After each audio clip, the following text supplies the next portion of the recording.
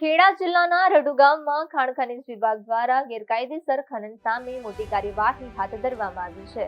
સરકારી જમીનમાં ચાલી રહેલા ગેરકાયદેસર ખનન પર તંત્ર દ્વારા કાર્યવાહી કરવામાં આવી.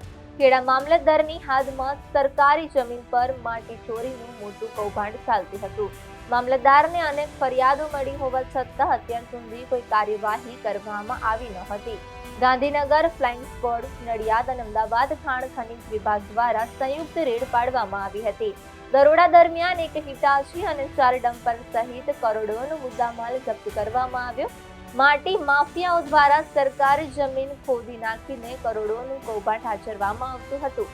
ખાણ ખનીજ વિભાગની આ ઓચિંતી કાર્યવાહીથી ખનીજ માફિયાઓમાં ફડફડાટ મચ્યો છે.